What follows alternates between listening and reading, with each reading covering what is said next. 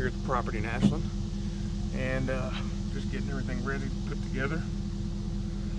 Unload the truck, and unfortunately, gotta wake up my cameraman. Fell asleep on the job again.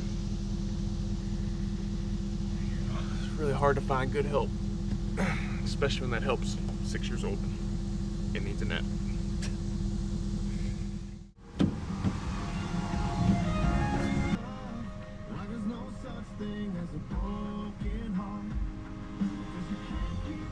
Hey you gonna wake up and help me out or what?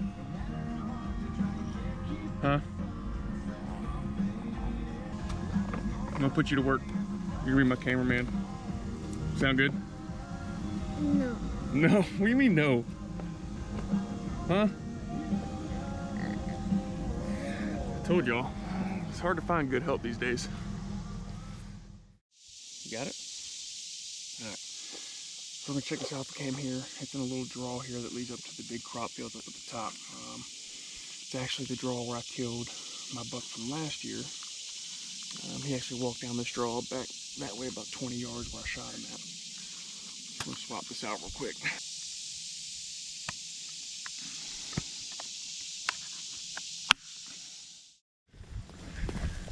My cameraman's tired.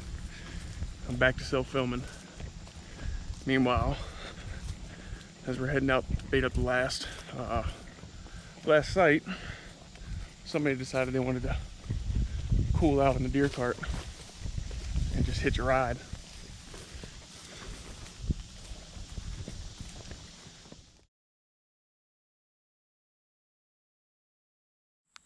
All right, well, here's our killer food plot. It's right at about an acre, tucked back here in the woods. Back behind me, big bedding area. On this side here, you've got a nice creek that runs through and a steep ravine that runs up to a giant crop field. It's just a good area where the deer can get to, come in and out of relatively simply without really having to expose themselves. So like I said, we got clover and chicory here about killer food plots. We're going to put in the white rage and the carnage brassicas. The weeds did get a hold of it with all the rain we've gotten. My mistake this year, I didn't spray early enough. The clover's coming up pretty good. Chicory's doing the same, so I think we're putting these turnips and stuff down. We should have a really good spot for this fall.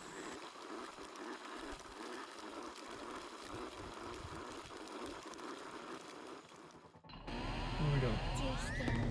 We're doing a little deer scouting. We're going to watch this field for a little bit, and then we're going to move on back to the backfield where we saw those big bucks at a couple weeks ago. So they'll stick with us while we scout it out.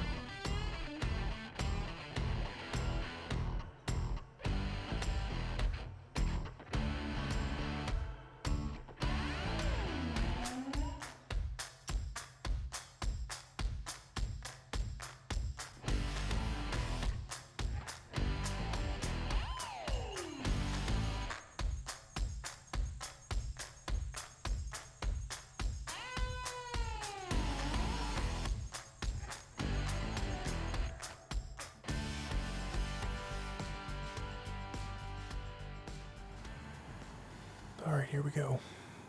November 2020. And surprise, surprise, it is almost 80 degrees again for the second week in a row, I want to say. It is hot. It is not fun packing all your stuff in and setting up in 80 degrees when it's November and the rut's supposed to be on and rocking. But here we are. So we're set up over the killer food plot. Got a bunch of clover and chicory still there, still green. Just pulled a card. Couple nice bucks. One we call Splits. Was here midday back on the 3rd of November when I was out of town in Eastern Shore. And another buck. Looks like he's a tall 6, maybe a 4. Was out running does in this food plot, and I mean lip curling run running does in this plot back on the 4th. Other than that, we've got a couple spikes and a little 3-pointer that I've seen. Heck, the last 3 or 4 times I've hunted here, they came out. I've been trying to get back to just having fun and enjoying hunting a little bit more this year. Just a little bit. You know, today just has that feeling where I might just shoot the first thing that comes out. Could be a doe, could be a spike, could be a giant. For now, I'm gonna try and stop swimming.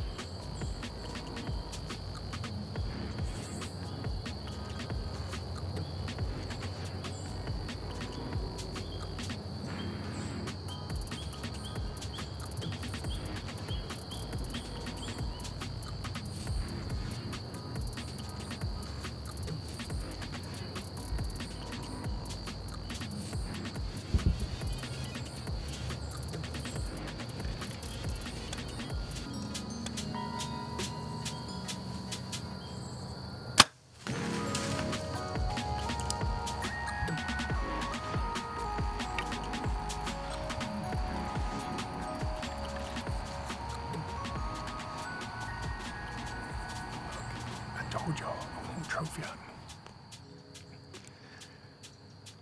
Tonight was about filling the freezer. I haven't checked the footage. Shot felt good, looked good. I think I could see him laying down through the trees back there. I don't think he went far. We actually got that buck 5 days ago on the alpha cam, running does through this killer food plot. Came back tonight, we had something blow behind us.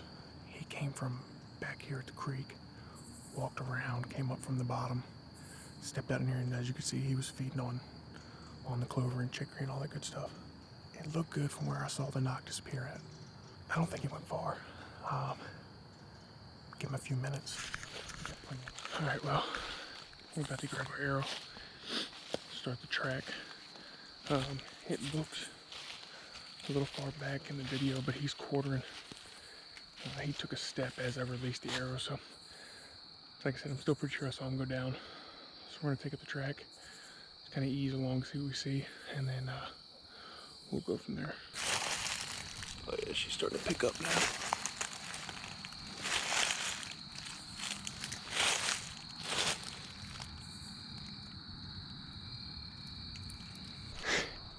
We got him.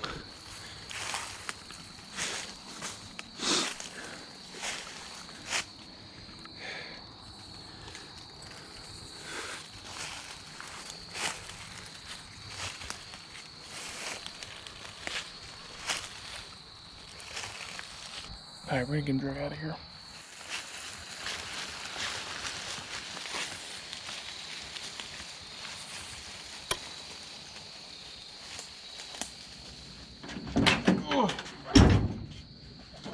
Is it you?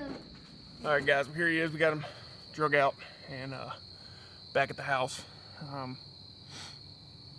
You know, it's been a pretty good year. It's been frustrating. I put in a lot of time, a lot of effort, a lot of work, and to try and kill the biggest, most mature deer on the properties that I hunt. And it gets frustrating. Sometimes things just don't quite work out the way you see them going when you're doing your summer scouting and everything. So it gets frustrating. You know, I spend a lot of time, like I said, trying to kill the biggest and the oldest. And sometimes it just doesn't work out that way, and it's easy to get frustrated with the season and everything. And I kind of caught myself in the last couple months falling into that trap of being really wrapped up in the score and the age and, you know, trying to kill the biggest buck there is. And tonight when I got in the stand, I just kind of made up my mind that I wasn't going to do that tonight. Tonight was not going to be that night. It was going to be one of those days where I just settled in the stand and took the hunt as it came and just really enjoyed myself, enjoyed the time. And was out there to really just fill the freezer. And, you know, like I said, this buck here is not going to break any record books or anything like that, but he's cool. He's a good deer. Put a lot of work, a lot of effort into managing the properties I hunt. There were bigger deer on it, bigger deer in daylight. But like I said, today was just about getting back to the basics of hunting, enjoying myself, and just really filling the freezer and having a good time. And we did that wholeheartedly. You know, tonight was it was fun. It was nice to get back to just having fun hunting. He came out, worked his way from the creek, backside of the killer food plot, and was feeding in there, and gave me a shot at 38 yards. Darton did his thing. His thing never ceases to amaze me. It's like shooting a bow in autopilot. I mean, I don't even have to think about it. You know, SteadyForm's always there to keep me rock solid. And Zeus, as you can see, I mean, it did a number on this buck. I mean, it put a massive hole in him. I pulled cards when I got in the stand, and I actually have pictures, videos of this buck dogging does a couple days ago. He was lip curling and grunting and just living his best life. And I'm thankful tonight that he chose to make that same route through the food plot there and offered me up a shot. He shot was a little bit further back than I would have liked, but as I squeezed off the shot, he kind of stepped forward. He was a little bit on edge, so I didn't want to throw out the old mat and stop him. So while he was feeding, I just kind of settled my pen and took my shot. So I couldn't be any more happy with how tonight played out. Like I said, he's no monster, but he's a good deer. He's a memory for me. He's meat for the family, a bunch of future steaks and burgers. So I couldn't be any happier to kind of get back to basics and just enjoy hunting.